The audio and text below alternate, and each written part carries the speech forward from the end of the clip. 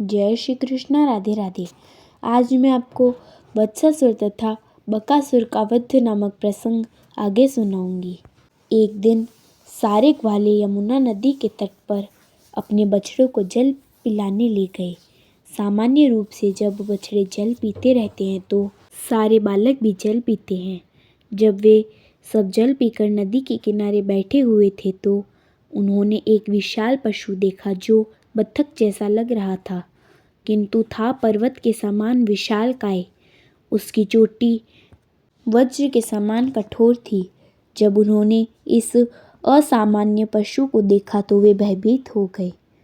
इस पशु का नाम बकासुर था और यह कंस का मित्र था। वह सहसा वहां प्रकट हुआ और उसने झट अपनी नुकीली तीक्ष्ण चोट से श्री कृष्ण पर आक्रमण कर दिया तथा उन्हें निकल गया। जब वह इस तरह श्री कृष्ण को निकल गया तो बलराम आदि सारे लड़के निष्प्राण हो गए, मानो उनकी मृत्यु हो गई हो।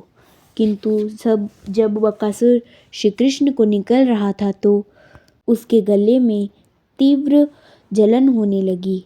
यह श्री कृष्ण के चमकदार तेज के कारण थी। उस असुर ने तुरंत श्री कृष्ण को ऊपर उछाला और अपनी चोंच में भींचकर मारना चाहा। बकासुर यह नहीं जानता था कि यद्यपि श्री कृष्ण नंद महाराज के पुत्र का अभिनय कर रहे हैं तो भी वे सृष्टि के रचयिता ब्रह्मा जी के आदि पिता हैं। माता यशोदा के पुत्र ने जो देवताओं के लिए आनंद कंद हैं और साधु पुरुषों के पालक हैं, उस विशाल बत्तख की चोंच पकड़ ली और अपने ग्वाल साथियों के समक्ष उसके मुंह को दो भागों में उसी तरह चीर डाला जिस प्रकार कोई बच्चा तनके के दो टुकड़े कर देता है। स्वर्गलोक के निवासियों ने बधाई के रूप में आकाश से चमेली के सुगंधित पुष्पों की वर्षा की। पुष्प वर्षा के साथ ही बिगुल, ढोल तथा शंख की ध्वनि गूंज रही थी। जब बालकों ने पुष्प वर्षा देखी और स्वर्गिक ध्वनियाँ सुनी तो वे आश्चर्यचकित रह गए। जब उन्होंने श्री कृष्ण को बकासुर के मुंह से मुक्त हुए देखा तो बलराम समेत सारे ग्वाल बाल इतने प्रसन्न हुए मानो उन्हें अपना जीवनाधार प्राप्त हुआ हो। जैसा कि उन्होंने श्री कृष्ण को अपनी ओर आते देखा तो एक एक करके सबों ने नंद के पुत्र को गले लगा लिया। इसके बाद उन्होंने सारे बछड़े एकत्रित किए और वे वापस घर जाने लगे। जब वे घर आए तो वे नंद के पुत्र के आश्चर्यजनक कार्यकलापों का वर्णन करने लगे। जब समस्त गोपियों तथा ग्वालों ने लड़कों से यह कहानी सुनी तो वे परम प्रसन्न हुए, क्योंकि वे श्री कृष्ण को अपने अंतःकरण से चाहते थे और उनकी महिमा तथा उनके विषय कार्यों को सुन करके उनके प्रति और अधिक वत्सल हो उठे। यह सोचकर कि बाल कन्हाई मृत्यु के मुख से लौट आया है, वे उनके मुखमंडल और भी अधिक प्रेम तथा वात्सल्य से देखने लगे।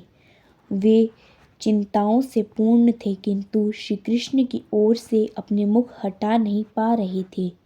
गोपियां तथा गोप परस्पर बातें करने लगे कि कितने आश्चर्य की बात है कि बालकृष्ण पर कितनी बार कितने प्रकार के कितने असुरों ने आक्रमण किए तो भी वे सारे असुर ही मारे गए और श्री कृष्ण अक्षत बने आए।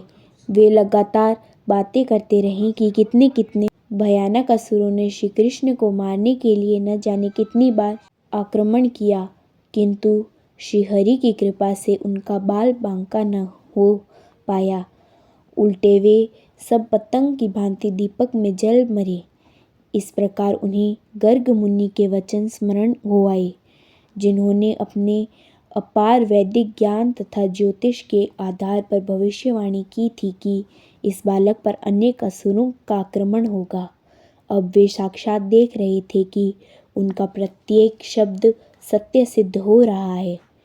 नंद महाराज समेत सारे वयोवृद्ध ग्वाले भगवान श्री कृष्ण तथा बलराम के आश्चर्यजनक कार्यों की चर्चा चलाते और इन बातों में इतने तल्लीन हो जाते कि उन्हें इस संसार के तीनों ताप भूल जाते। यह कृष्ण भावनामृत का प्रभाव है। आज से 5000 वर्ष पूर्व नंद महाराज ने कुछ सुखोपभोग किया, उसे आज भी कृष्ण भावना भावित लोग भोग सकते हैं, यदि वे श्री कृष्ण तथा उनके सहयोगियों की दिव्य लीलाओं की केवल चर्चा चलाते रहें। इस सागर पर सेतु बनाने वाले भगवान रामचंद्र के बंदरों तथा समुद्र को लांघ कर लंका जाने वाले हनुमान जी की लीलाओं का अनुकरण करते हुए बलराम तथा श्री कृष्ण अपनी बाल लीलाओं का आनंद उठाते रहे। वे अपने मित्रों के बीच ऐसी लीलाओं का अनुकरण करते हुए अत्यंत प्रसन्नतापूर्वक अपना बाल्यकाल बिताने लगे। इस प्रकार लीला पुरुषोत्तम भगवान श्री कृष्ण के अंतर्गत वत्सासुर तथा बकासुर नामक 11वें अध्याय के भक्ति वेदांत तात्पर्य पूर्ण हुए। अगले भाग में मैं आपको यह बताऊंगी कि किस प्रकार अघासुर का वध हुआ। जय श्री कृष्ण। राधे राधे।